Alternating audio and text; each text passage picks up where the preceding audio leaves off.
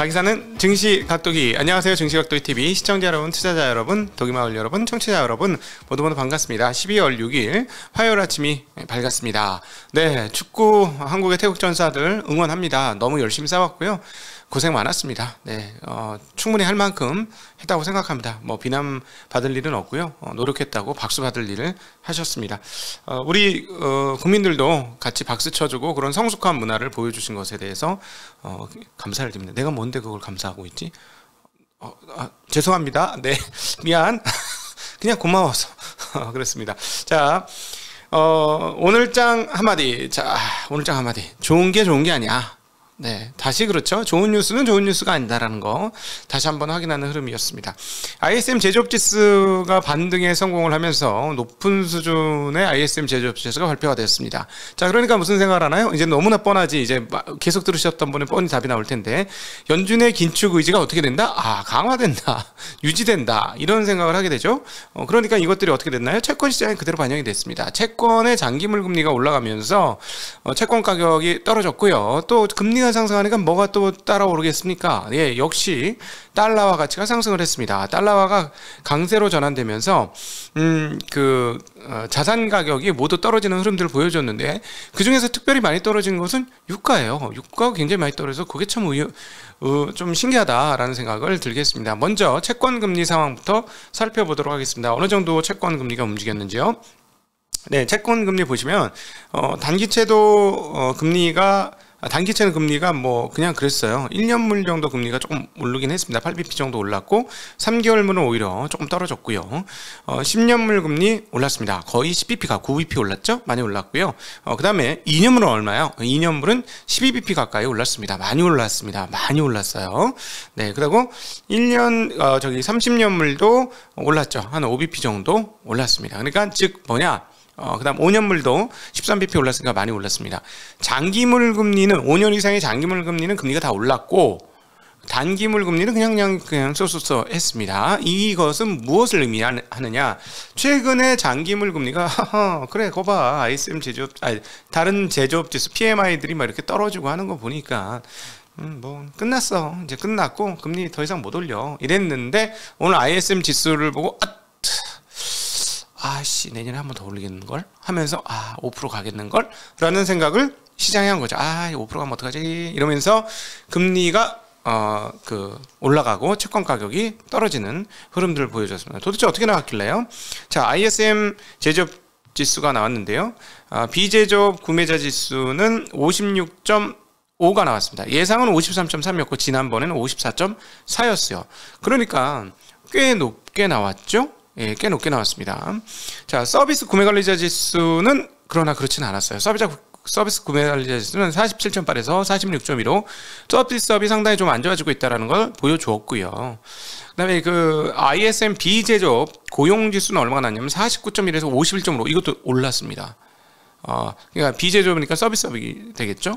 고용지수는 올랐고요. 고용이 되게 활발하다 다시 한번 보여줬고, ISM 비제 물가지수는 나오는데 70.7에서 70.0으로 뭐 이거는 소폭 떨어졌습니다.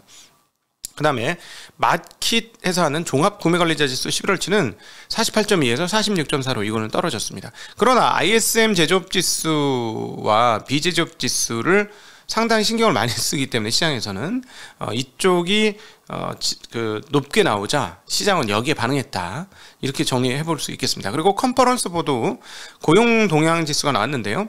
118.74에서 117.65로 이건 여전히 조금씩 계속 빠지고 있는 흐름들 보여주고 있습니다. 공장 수주가 나왔는데 10월치가 전월 대비 1.0% 늘었습니다. 이전에는 0.3% 늘었어요. 그러니까 이게 지금 지표들이 오늘 나온 거는 운송제외 공장제 수주는 전월에 0.2% 마이너스에서 0.8% 증가로 늘어났습니다. 그러니까 전반적으로 지표가 상당히 많이 나왔는데, 이게 참 아이러니한 게 유럽에 비해서 너무 좋은 거죠. 미국 경기가. 유럽 한번 볼까요? 프랑스에서 S&P 글로벌의 종합구매자관리 지수가 나왔는데요. 50.2에서 48.7로 수축됐습니다. 50이 기준점이니까요. 그것보다 떨어졌고요. 독일은요. 독일 종합구매관리자 지수 45.1에서 46.3으로 올랐습니다만 역시나 수축 국면이죠. 50 이하니까. 그 다음에 유로존 전체의 마켓 종합 구매관리자 지수는 47.3에서 47.8. 영국은 48.2에서 또 동원이 48.2. 그러니까 유럽은 전부 50 넘는 나라가 하나도 없어요. 그런데 미국은 당당히 56.5를 비제조 구매관리자수 이렇게 찍어주면서 상당히 좋은 모습을 보여줬습니다. 그러니까 아이고 이제 다음 주에 13, 14일 날, 그리고 한국 시간으로는 15일 날쯤에 뉴스가 전해지겠죠. FOMC 회의 내용이 나오는데 금리를 올리고, 그것뿐만 아니고 그건 50bp 올릴 건데 그거는 뭐 이미 아는 거니까 논외로 치고 이러면 그 다음번 FOMC 회의에서 금리를 또 올리겠구나. 또 올리는데 25bp가 아니고 50bp도 올릴 수도 있겠구나 라는 생각을 했죠. 그러나 여러분, 그 다음 주에 발표하는 게 하나 더 있습니다. 다음 주에 그 CPI가 발표가 되거든요. 그래서 그 CPI 발표를 좀 보셔야 될 것 같습니다. 이게 더 상당히 큰 영향을 미칠 수 있기 때문에 그거 보시고 CPI에 따라서 만약 그게 낮게 나오면 요 그대로 다 뒤집어질 수 있다라는 점 감안을 하시면 좋겠습니다. 자, 채권 가격이 떨어지면서 금리가 상승하자 달러 가격이 올랐습니다. 달러 가격이 꽤 많이 올랐는데요. 아주 재미난 흐름들을 확인할 수 있겠습니다. 달러 가격 한번 먼저 보고 시작하죠. 104.51에서 105.31에 올랐고요. 이 부분은 역시나 유로화에서 받아냈죠. 1.054였던 유로화가 1.049가 됐고, 네, 엔화도 반응을 했습니다. 약세로 전환했죠. 134.3에서 무려 2엔이 넘게 올랐어요. 와, 이건 거의 뭐 폭락 수준이네. 폭락 수준. 우리나라로 따지면 20원도 넘게 움직인 거잖아요, 하루에. 그러니까 상당히 폭락 수준의 흐름들을 보여주었습니다. 그런데 말입니다. 위안화는 어떻게 됐어요? 위안화는 6위안대로 강세입니다. 6.97. 자, 원화는 약세는 약세예요. 그러나 전일 어제 시간에 봤던 것보다는 8원 정도의 약세예요.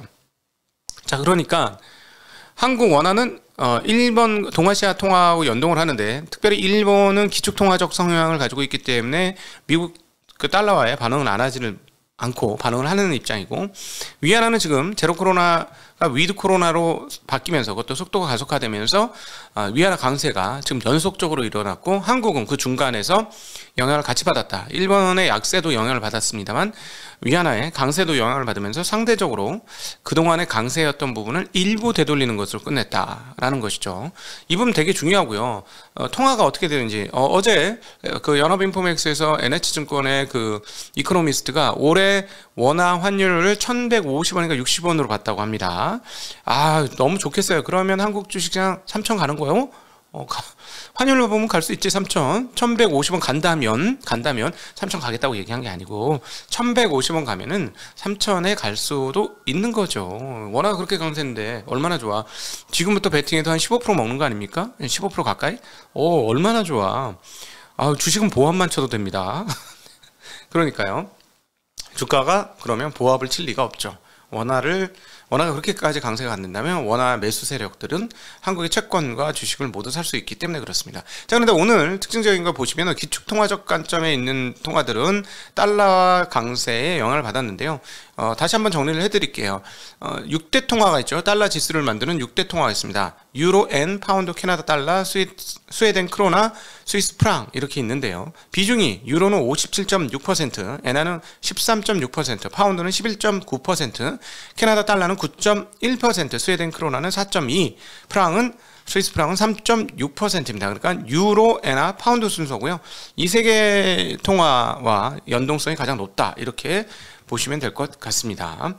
자, 그럼에도 불구하고 좀 신기한 게 원자재 가격이 달러 강세니까 약세로 되는 건 맞는데 근데 이게 그 지수가 좋게 나온 거잖아요. 미국 같은 경우는 지수가 좋게 나왔고 경제가 활성화되어 있다는 얘기고, 또 하나 중국은 위드 코로나로 가니까 경제가 활성화될 거라고 생각하는 거잖아요. 그러면 적절하게 떨어졌어야지. 달러 강세를 반영하며 적절하게 떨어졌어야 되는데 원자재 가격의 하락이 조금 크게 나왔습니다. 한번 보실까요? 생각보다 상당히 큰데요. 지금 WTI 유가가 얼마야? 80.34에서 77.3으로 떨어졌어요. 자, 이게 되게 골 때리는 게 말이죠, 여러분. 유가가 이렇게 떨어지면 인플레이션 내년도 전망치는 어떻게 돼요? 훅 떨어지고 기대 인플레이션도 훅 떨어지는 거 아닙니까? 모르긴 몰라도 WTI가 60달러대가 떨어진다면 인플레이션 안녕 이렇게 되는 거죠. 안녕 기대 인플레이션은 더 안녕 막 이렇게 되는 거죠. 60달러대가 되면 WTI가. 근데 지금 벌써 이렇게 됐습니다. 근데 오늘 뉴스는 200만 배럴 감사한 얘기가 그대로 나왔습니다. 오펙 회의가 있었는데요. 오펙 회의에서 그 주요 산유국들의 협의체죠. 오펙 플러스가 하루 200만 배럴 감사할 방침을 유지하기로 했습니다.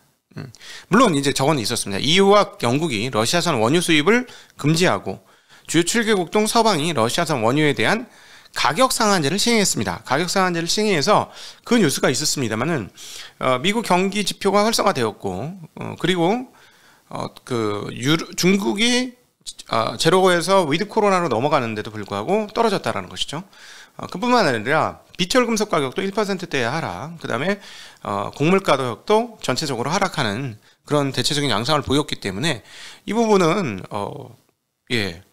원자재 가격이 나쁘게 보여지고, 이게 또 만약에 지표들만 살짝 나쁘게 나오면, 나쁘게 나와야 돼. 나쁘게 나와야 주식시장.